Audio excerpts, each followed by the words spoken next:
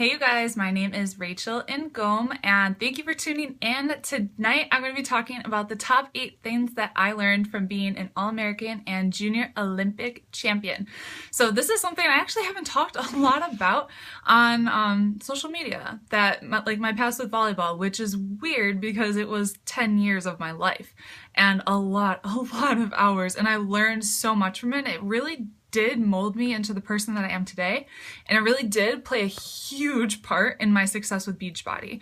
And so I just wanted to share some of the lessons that I've learned from being an All-American and being a Junior Olympic champion.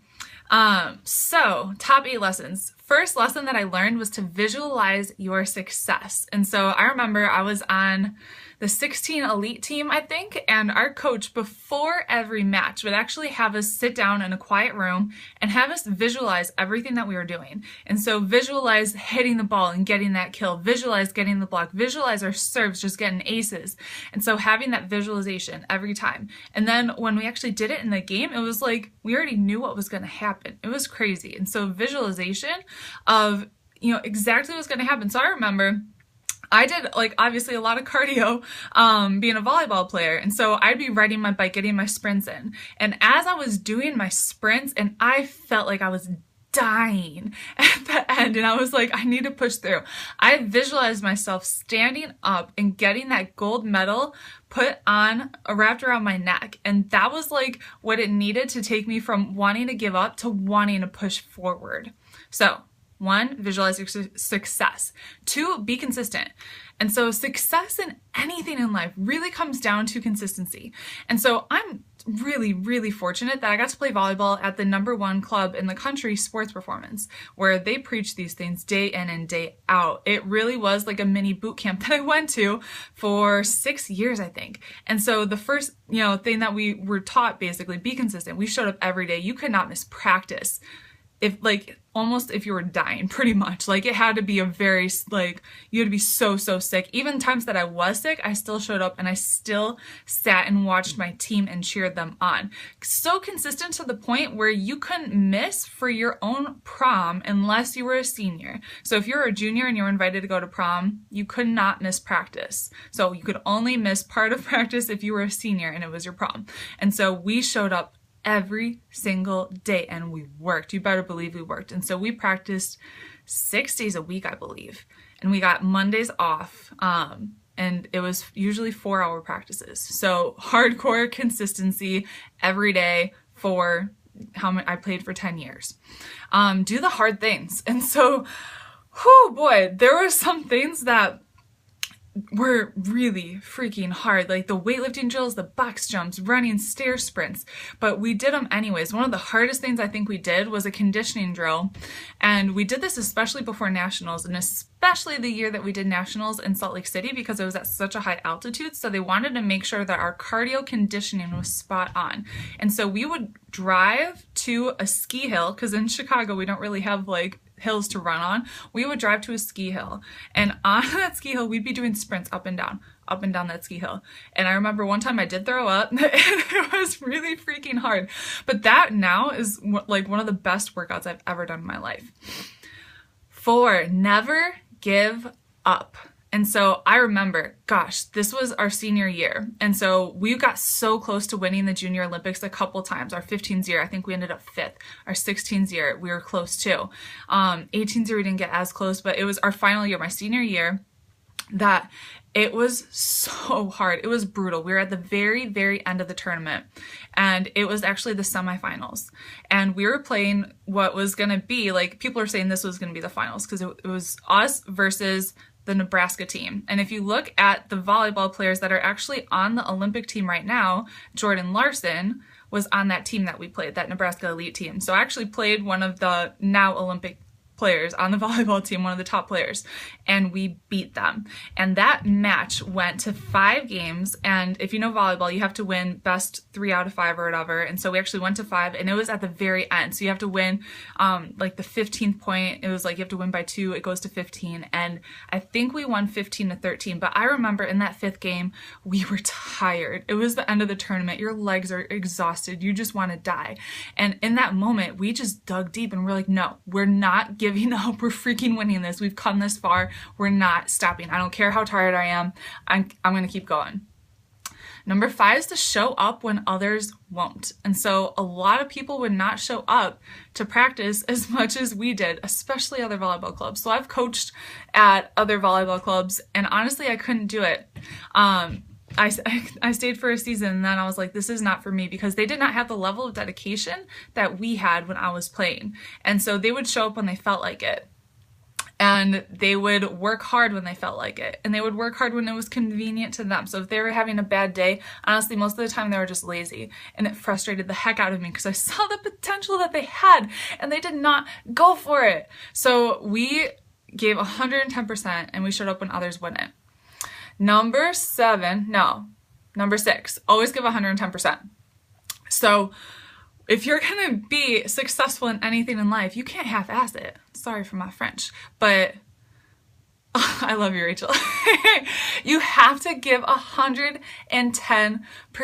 And so, when these girls, I was coaching at this other club, and I would see, gosh, these girls, they had the potential to jump so high, and they would just get their hands like barely above the net. There was one time in particular, I was a sophomore in high school, and I got a really bad injury to my back, and I had stress fractures in my back, and I could not play that season. And I remember I was the sophomore, and I was going to be like one of like the breakout players that year because I was just starting to like get really good. And I couldn't play that entire season because of my back. I had to wear a back brace, and I had to sit there and watch the seniors practice and play. And every day they would come, and they were so lazy, and it drove me freaking crazy because they had this gift. If you can be active and play sports, it's a freaking gift. And so when I was injured and I was watching them, I was like, do you know what I would give to be out there and give 110%? I would have given anything. Oh, that made me emotional a little bit. Number 7 is be early, stay late, and work hard. And so I did this every single year. I was almost always the first person in the gym, and I would be working with my coach or working with my setter or working by myself on a wall, and I'd be doing those drills, and I'd be hitting the ball against the wall. I'd be hitting over the net. I would do seriously whatever it takes. I would stay late. I would be doing extra cardio. I would just be doing extra. So like the minimum would be just showing up to practice, which was usually 4 hours, 6 days a week. I would come early, do extra cardio on top of that, or extra drills on top of that, because I knew what I wanted. I knew exactly what I wanted. That was that championship, and I knew our team deserved it, and I had to work my butt off if we were going to get it. Number 8 is to take care of your body. Kind of ironic because I'm in a wine cellar. My family likes wine. And so you gotta feel it with the right stuff. And this is a lesson that I really, really learned my senior year because my coach got pretty hard on me about my nutrition. I was probably 15 pounds heavier than I needed to be an All-American, to be a junior Olympic champion. And so I went on what was a pretty strict diet at the time. Like looking back, it was pretty strict, but I ate so freaking clean. And when you fuel your body with the right stuff, I mean, you're gonna be a better athlete, obviously, but you're going to have more energy to do the things that you need to do in everyday life. And so if you want to be an entrepreneur, you have to have the energy to keep up with that, right? If you want to be a great parent, you have to have the energy to keep up with your kids. So you got to make sure you're taking care of your body and you're fueling your body with the right stuff. So that senior year, I had, no joke, a 6-pack because of the discipline that I had with my nutrition and obviously my fitness. Bonus tip number 9, know that all things are possible. And so, gosh, if you would have told me like before, probably in junior high, that I could have been an All-Olympic, junior Olympic champion. No, specifically 7th grade when I was cut from the volleyball team. I was cut from the volleyball team in 7th grade and I was put on the B team in 8th grade. That I would go on to be an All-American, junior Olympic champion. I would have been like, are you sure? You're crazy. I know I'm tall, but I'm not really that athletic. But it was because of that work ethic and because I believed and because our coaches really instilled in us that this is your standard. This is what we do, and you're going to rise and meet that standard. So those are things that I really have applied to my business in Beachbody. And so I did show up when it wasn't convenient. I remember when I was in the hospital with TJ, like giving birth, I was still on social media and I had my post scheduled. So I knew I was going to be going into labor. So I made sure I still had a presence on social media and I was scheduling out my posts ahead of time. I've been on vacation and yes, I still work. My mom was asking me if I was going to take a couple of days off of my business on Sunday and Monday because we're going to be flying to France. I said, no, Sunday I'm going to wake up early and work before our flight leaves. Monday, I'm going to stay up late when we get to France and work. It's because I have that discipline and that consistency that I've been successful at this. And I really learned all of these things from playing volleyball in high school and in college. So just to recap, 8 tips plus bonus tip on just the lessons that I've learned from being an All-American, and these are things that you can apply to your business, to your life, and have awesome success. So number 1, visualize your success. What do you want? Close your eyes and actually visualize it. I do Tony Robbins priming exercise. You can find it online if you go to tonyrobbins.com/priming-exercise. Number 2, be consistent. You can't show up one day and not show up the next. You have to show up every single day and work on those goals and work on those dreams if you want to actually make them happen. Number 3, do the hard things. Success is not gonna be easy, I promise you that, but it will be worth it if you show up and you do more that is expected of you. Number 4, never give up. So there's so many instances of people. So one, what's the guy that created KFC? I totally am flaking on his name. But do you know that he had to go to over 1,000 people and share his recipe with them and ask to get the funding before they actually said yes and gave him the funding for Kentucky Fried Chicken? Most people would have given up after like 25, but he's like, no, y'all, my recipe is dang good. He kept going and he got over 1,000 people to tell him no, but it was like 1,011 or something said yes. And now I have Kentucky Fried Chicken. Kind of funny. Number 5, show up when others won't. That's what sets you apart. The top coach of Beachbody gave a presentation at Coach Summit, and she said every single day, 5 a.m., I showed up. I showed up on the weekends. And because she showed up every Saturday and Colonel Sanders, thank you. I totally knew that was spacing on it. She showed up on the weekends when most people take the time off. And she's like, because I showed up on the weekends, I had an extra over 1,000 hours to work. And isn't that crazy that just showing up on the weekends when most people won't? She's been the top coach for 2 years, almost 3 years now. Number 6, always give 110%. Always, always, always. You can't slack and expect amazing results. Number 7, be early, stay late, work hard. Number 8, take care of your body. If you want to achieve anything successful in life, you have to fuel your body with the right foods, and you have to be active. Energy is where, success, you have to have that energy if you want to do anything. And so you have to fuel your body with the right stuff and move your body. I'm actually standing up right now. I'm not sitting down on the couch because I know it'll give me more energy. And bonus tip number 9, know that all things are possible. And so I remember, it was college, we were doing sprints. And so if, basically you do doubles practices. And so you wake up early, you get to practice around 6:45, I think, maybe even earlier.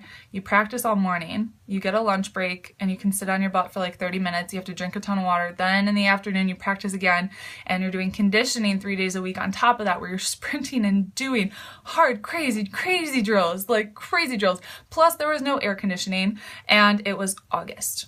And so we had 2 weeks of this. It was like the hell preparation before the season actually started. And we're doing these sprints and we are dying. And I just keep saying to myself, I can do all things. I can do all things. And I just prayed for God to help me, guide me through it, help me get through it. So when you think you can't do something, know that you can do all things with Christ who strengthens you. I hope that this was helpful. If you did find it helpful, give me a thumbs up or a heart, and feel free to share it with your friends. And just a heads up, yes, Dina, College softball. Yes, it's so tough, but it's totally worth it at the end. Totally worth it at the end, I promise you. Our team is actually hosting a free 5-day clean eating challenge. So if you've ever wanted to join one of our challenge groups, see what it's like, we're going to have meal plans, recipes, workouts. It's going to be super fun, and you'll be in a supportive group environment. Either comment below or just shoot me a message and I'll add you to the group. It starts Monday. It's going to be so much fun. So if this was helpful, like it, comment, share, and I hope you have an awesome night. I have to finish packing and get everything ready because I'll move to France in like 20 hours, 24 hours. I don't know, sometime Sunday. But yeah, all right, talk to you later. Bye.